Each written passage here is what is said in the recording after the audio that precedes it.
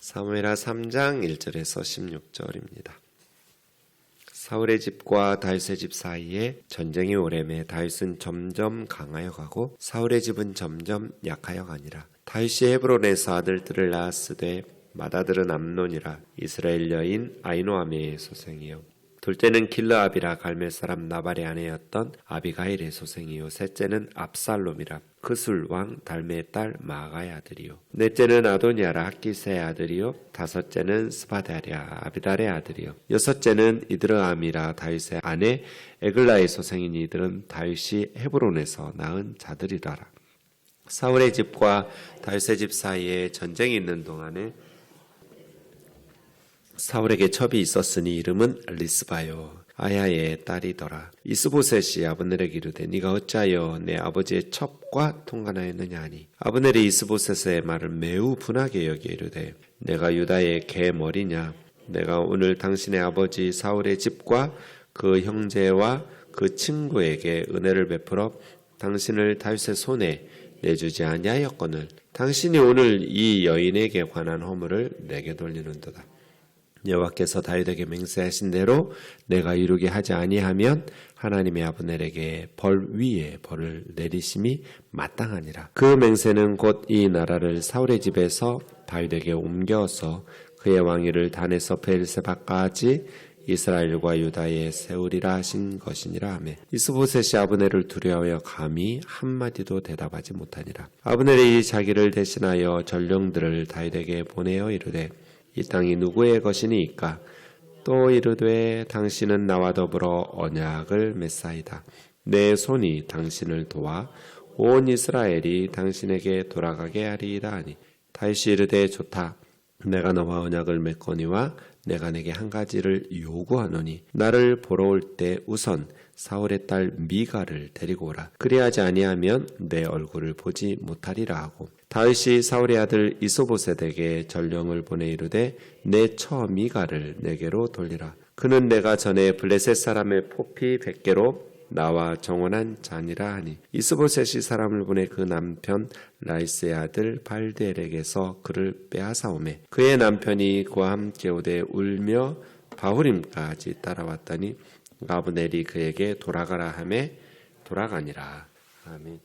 싸울수록 다윗의 집은 다윗의 군대는 점점 강해지고 사울의 군대는 점점 약해졌습니다. 2년여간의 상황을 이야기하고 있죠. 그런데 그렇게 되면 이제 점점 모든 이스라엘이 북쪽 사람들의 마음이 이제 이스보셋, 이 쉬보셋거든요.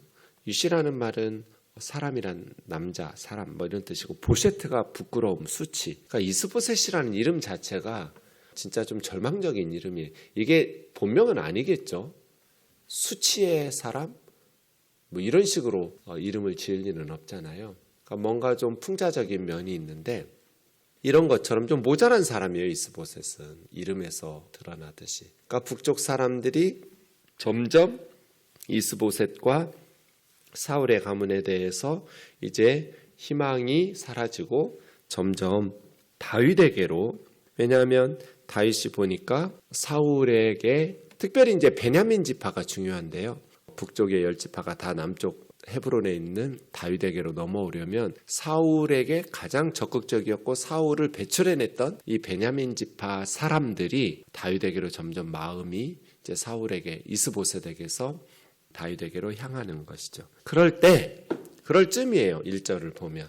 그때 역사라는 것이 참 우연인 것 같은 사건 때문에 확 나갈 때가 있잖아요. 오늘 본문이 그런 사건인데요. 이 리스바 사건이라고 해서 이것 때문에 그렇지 않아도 점점 북쪽의 사람들의 마음이 다윗에게로 기울어지고 있던 즈음에 갑자기 확 이렇게 다윗이 이스라엘 전체의 왕이 되는 그런 우연인 듯 보이지만 사실은 배후에 하나님의 섭리가 있는 그러한 사건이 등장합니다. 그 전에 2절에서 5절까지는 헤브론에서 낳은 다윗의 아들들 이야기가 나오는데 다윗이 6명의 아내에게서 각각 한 명씩만 언급하고 있어요. 6명의 아들입니다. 다윗의 큰아들은 암논이죠.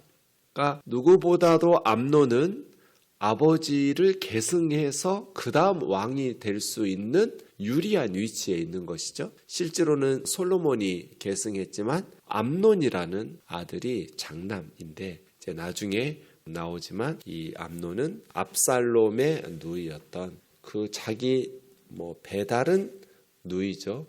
다말을 범하면서 결국 압살롬 동생에게 처형을 당하는, 그래서 이제 압살롬이 도망가서 5년 만에 아버지에게 용서받고 형을 쳐서 죽여요. 암논이 그렇게 장남이 죽임을 당하는 그런 비극의 주인공이 되는데요. 그렇게 됩니다. 둘째는 길르압이라고 해서 아비가일의 소생이었고, 셋째는 압살롬, 그슬왕 달메 딸 마아가의 아들. 이것은 이제 다윗이 정략적인 외교적인 결혼을 한 거죠. 그술이라는 것은 이스보셋 영토와 국경을 이루고 있는 북쪽의 나라예요. 그러니까 그곳에서 공주, 왕의 딸을 데려다가 다윗이 결혼을 했다라는 것은 어찌 보면 사울의 아들 그 이스보셋에게 좀 압력을 넣을 수 있는 그런 정략적인 결혼이라고 할 수 있겠습니다. 그에게서 압살롬이 태어나고요. 아도니아, 나중에 이제 솔로몬에게서 압살롬도 이제 반역을 일으켜서 쿠데타를 일으켜서 아버지 다윗을 몰아내고 왕권을 차지하려다가 이제 제거되고, 그럼 이제 아도니아인데, 둘째 길르압은 별로 이렇게 힘 있는 유력한 왕자가 아니어서, 그러면 아도니아가 왕위를 계승하나 보다 해서 대부분 사람들이 아도니아 편에 섰죠. 솔로몬의 편에 선 사람은 나단 선지자하고 거의 없었어요. 그 다음에 대제사장 하나 정도, 또 그런 정도의 사독하고, 사람을 제외하고는 대부분 요압 군대 장관을 포함해서 다 아도니아 편에 서서 다윗을 이을 왕일 줄 알았어요. 아도니아 왕 만세를 부르다가 아도니아가 제거되는, 그리고 솔로몬이 왕위로 계승하죠. 그 다음 스바디아라는 아들, 이드람이라는 아들, 이렇게 6명의 아내와 6명의 아들들을 언급하고 있습니다.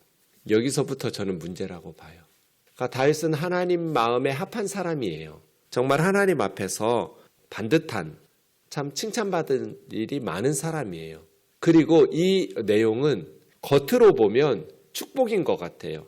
왜 구약 성경에서는 많은 자손들, 번성하는 자손들은 하나님의 복이라고 칭찬하고 부러워하고 이렇잖아요. 다윗은 겉으로 보면 많은 아들들이 있는 그런 번성하는 그러한 복받은 사람인 것 같지만, 문제는 뭐예요? 이것이 하나님의 원리를 벗어났다는 거예요. 많은 부인들에게서 많은 자손들을 낳는 것은 성경 그 어디에서도 좋게 끝나는 사람이 없어요.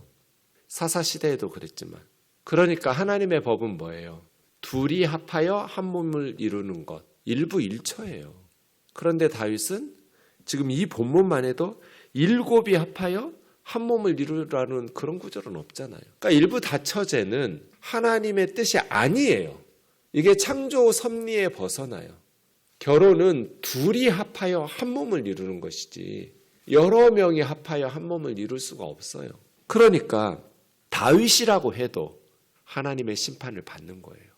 우리가 순종하고 하나님의 뜻대로 살아가는 영역에 있어서는 하나님의 복을 누려요. 그런데 불순종하고 그렇게 하나님의 뜻에 순종하지 않는 영역에 있어서는 하나님의 징계를 받아요.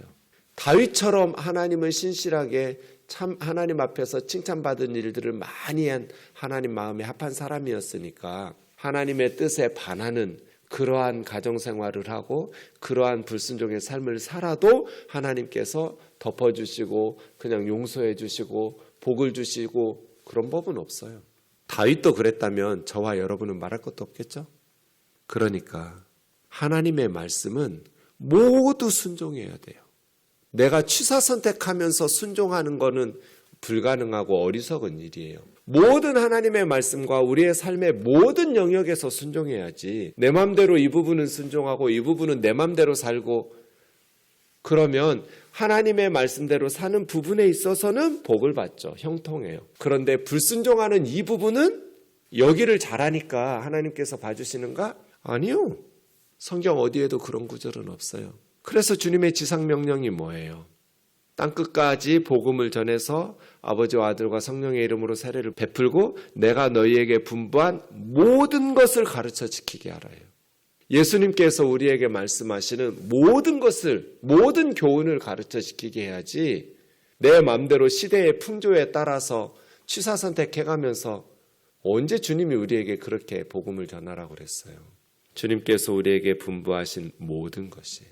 그래서 저는 이 부분이 지금 다윗이 불행의 씨앗을 뿌린 거예요. 불행의 씨앗을 뿌리면 시간이 지나면 어떻게 돼요? 불행의 열매들을 거둬요. 다윗의 집안 정말 비극적이었어요. 와, 어떻게 이런 가정, 오빠가 여동생을 성폭행하고 그것 때문에 동생이 형을 죽이고 아들이 아버지를 쿠데타해서 몰아내고 어떻게 한 집안 안에서 한 아버지 밑에서 이런 자식들이 이런 불행과 이런 비극이 다윗이 이렇게 시작한 거예요. 그 암논 잘못 아니고 압살롬 잘못 아니고요. 아도니아 잘못 아니에요. 애시당초 다윗 잘못이에요. 처음부터 불행의 씨앗을 뿌려놓고 행복하게 살기를 바라는 것 자체가 어리석은 일이잖아요. 그래서 제가 평생 한 여자만 사랑해라. 바람 피지 마라. 불행의 씨앗을 뿌려놓으면 너는 괜찮을지 모르겠지만 네 자식들 어떻게 할 거냐는 거예요. 수많은 사람들을 비극으로 몰아넣는 이 다윗의 어리석음. 왕이 아니었어도 이랬을까? 베들레헴의 가난한 목동으로 살았어도 다윗이 이런 불행한 가정으로 살았을까? 그랬을 것 같지가 않아요. 베들레헴의 가난한 목동으로 살았다면 다윗이 이렇게 많은 부인들을 거느리면서 살지 않았을 거예요. 그래서 왕이 된 것이 행복한 일일까?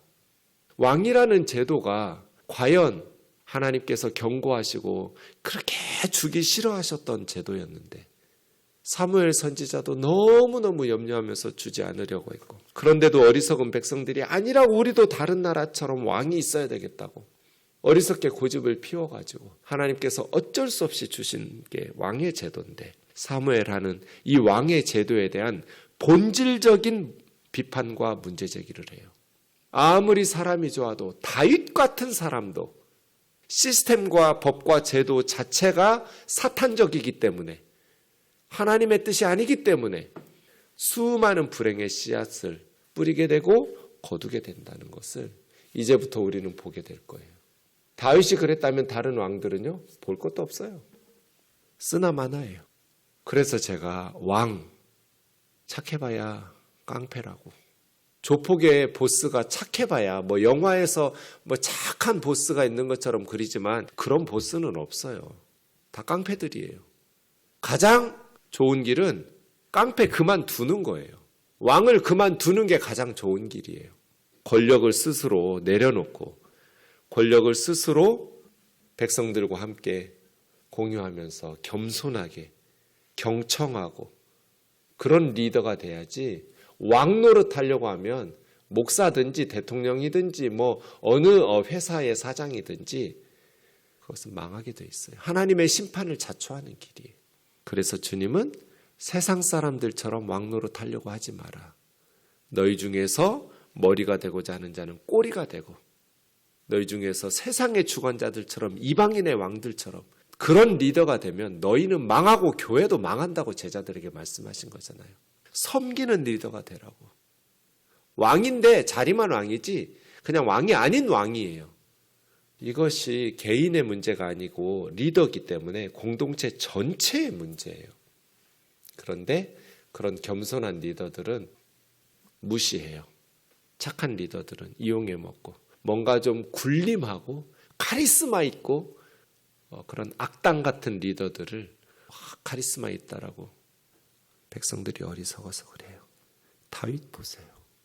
어떻게 부인이 6이에요. 좀 이따 미갈까지 오니까 이제 7명이에요. 거기서 끝나느냐? 아니요.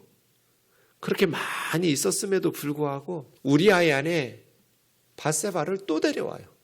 그러니 도대체 부인이 몇 명이에요? 아빠는 하나인데 엄마가 여러 명이야. 그럼 그 밑에 아들들이 어떻게 화목하고 우애하고 서로 권력 투쟁하고 하죠. 불행의 씨앗, 비극의 씨앗을 다윗이 뿌렸어요. 사랑하는 자매 형제 여러분, 우리는 하나님의 모든 말씀을 순종해야 돼요.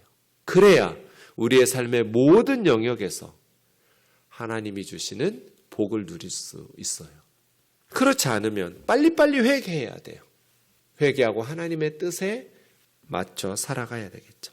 자, 갑작스러운 우연한 사건인 듯 보이는 사건이 하나님의 뜻을 앞당긴 것 같아요. 그게 이제 6절부터 리스바 사건이죠. 6절에 우선 전쟁하니까 군대 장관 아브넬이 이스보셋보다 점점 권세가 강해졌고, 사울의 첩 리스바라는, 이 리스바는 나중에 한번 중요하게 더 나올 텐데요. 다윗이 왕이 됐을 때 이스보셋이 아브넬 군대 장관에게 네가 어찌하여 우리 아버지 사울의 첩 리스바와 통관하느냐. 근데 사실에 대해서는 모르겠어요. 일단 아브넬은 매우 분하게 여기면서 나를 뭘로 보고 나를 유다의 개로 보냐, 뭐 이런 식으로, 내가 장기판에 쫄이냐, 뭐 이런 식이에요. 나를 뭘로 보고 감히 그런 식으로 나를 부정한 사람으로 혐의를 씌워서 이렇게 하느냐. 아마 그래서 성경학자들은, 브루그만 같은 학자들은 아마 통관했을 거다. 그렇지 않고는 이렇게 연약한 이스보셋이 아브넬에게 감히 확실하게 따져보지도 않고 그냥 지레짐작으로 책망하지는 않았을 테니까. 그런데 어떤 학자들은 안 했을 거다. 이런 억울하니까 아브넬이 이런 식으로 했겠지. 뭔가 찔리는 게 없으니까. 모르겠어요. 사실 여부는 몰라요. 그런데 아브넬은 나는 그런 적이 없다예요. 그런 사건이에요. 내가 유다의 계머리냐? 내가 오늘 당신 아버지 사울의 집과 그 형제와 친구들에게 은혜를 베풀어 당신을 다윗의 손에 내주지 않았고 지금까지 그래서 당신이 왕인데, 당신이 오늘 이 여인에 관한 허물을 내게 덮어 씌워가지고 지금 내게로 돌리자는 거냐? 그래서 나에게 지금 명예와 권위의 상처기를 입히겠다는 거냐? 이거 굉장히 중요한 일이거든요. 왜냐하면 전임 왕의 첩을 이렇게 통관했다라는 것은 단순히 성적인 문제가 아니라 정치적 문제예요. 이건 쿠데타거든요. 왕이 품었던 여인을 신하가 품는다. 또 성적으로 이렇게 유린한다는 것은 왕권의 도전이에요. 이건 쿠데타예요. 그러니까 아브넬은 지금 이스보셋에 의해서 이건 단순한 성적인 범죄 문제가 아니라 이놈이 지금 나 왕의 자리에서 몰아내고 우리 아버지의 첩, 왕의 첩과 함으로써 백성들의 여론을 몰아가지고 아브넬을 책망하는 거거든요. 그런데 지금 역공당한 거예요. 아브넬이 그것을 인정하는 순간 지금 아브넬은 쿠데타예요. 신하의 도리를 벗어난 거거든요. 그래서 아브넬은 인정할 수도 없어요. 그러면서 이제 9절, 여호와께서 다윗에게 맹세하신 대로 내가 이루지 않으면 하나님이 이 아브넬에게 보리에 벌 내리기를 원하노라. 그게 뭐냐면 그 맹세는 나라를 사울의 집에서 다윗의 집으로. 이거 사무엘 선지자 통해서 다윗에게 기름 붓고 이미 사울에게도 말씀하셨던 사무엘 선지자가 여러 번 생전에 얘기했던 거잖아요. 이걸 이스라엘 백성들이 알고 있었고 아브넬도 알고 있었다고 봐야 돼요. 그러니 이제는 단에서 브엘세바까지 온 이스라엘을 다윗에게로. 그렇게 말하는데도 11절, 이스보셋이 아브넬을 두려워하여 감히 한마디도 대답하지 못하더라. 이것이 사람을 의지한 허수아비 왕의 결말이죠. 하나님을 의지했다면 정말 당당하게 맞서 싸웠겠죠. 희생당하고 어쩌든. 그런데 이스보셋은 아브넬을 의지하고 사람을 의지하면서 지금까지 왕관을 쓰고 있었기 때문에 한마디도 대답하지 못하고 찌그러지게 있는 것이죠. 그러면서 이제 15절에 이 리스바 사건 때문에 아브넬을 통해서 이제 다윗이 이스라엘 전체 12지파의 왕이 되는, 뭔가 좀 확 앞으로 일이 진행되는 그러한 상황이 됩니다. 전령들을 다윗에게 보내서 넘기겠다고. 다윗의 입장에서 너무 좋죠. 북쪽이 그냥 드디어 그럴 줄 알고 기다렸는데 7년 6개월이나 기다린 거잖아요. 하나님이 말씀하신 대로 이스라엘 전체 통일하는 거니까요. 두 나라로 이렇게 계속해서 전쟁하고 형제끼리 이러면 시간이 길어지면 길어질수록 힘들어지니까 빨리 통합해서 한 나라로 형제끼리 서로 싸우고 전쟁하고 죽이는 이런 동족 상잔의 비극은 막아야 되잖아요. 그러니 너무 좋죠. 근데 한 가지 조건을 걸었어요. 나의 첫 번째 아내 사울 왕의 딸 미갈 데려오라고. 내 와이프라고. 이것도 이제 뭐 미갈을 그만큼 사랑했다기보다는 정치적인 목적이 있는 거죠. 나는 사울의 가족을 품는다. 사울의 집안 쳐다도 보기 싫다가 아니라 사울의 딸을 다시 내 아내로, 원래 내 아내였으니까 하면서 베냐민 지파 사람들, 북쪽 사람들을 포용하는. 보세요. 그럼 미갈은 어떻게 돼? 버렸어? 그럼 우리 북쪽 사람들에 대해서 또 사울 집에 대해서 뭔가 마음의 앙심을 품고 있는 거 아니야? 뭐 이런 오해할 수 있잖아요. 그래서 미갈을 데려오라고 함으로써, 근데 이것이 사실은 미갈은 발디엘이라는 사람에게 재혼해서 지금 행복하게 사는데, 발디엘이라는 사람은 갑자기 지금 자기 아내 미갈을 빼앗기게 되는 상황이니까 바울임까지 쫓아오면서 울면서 자기 아내 좀 뺏어가지 말라고 사정을 하는데도 불구하고 아브넬이 군대 장관이 돌아가. 여기서도 또 발디엘도 돌아가라고 한다고 또 돌아가요? 안 돌아가면 죽었겠죠. 뭐 어쨌든 이런 것들이 좀 비정한 정치의 모습들을 드러내면서 다윗이 꼭 이래야 했을까 하는 생각은 들어요. 그런데 이 모든 것들이 한편으로는 그냥 하나님의 뜻이고 이게 정의이고 어그러졌던 것들을 바로 잡는 것처럼 보이지만, 또 한편으로는 정치적인 속셈들이 다 있는 것이죠. 아브넬은 아브넬대로, 이스보셋은 이스보셋대로, 다윗은 다윗대로. 그러한 것들이 현실 세계의 정치의 세계 아닌가 하는 생각들도 듭니다.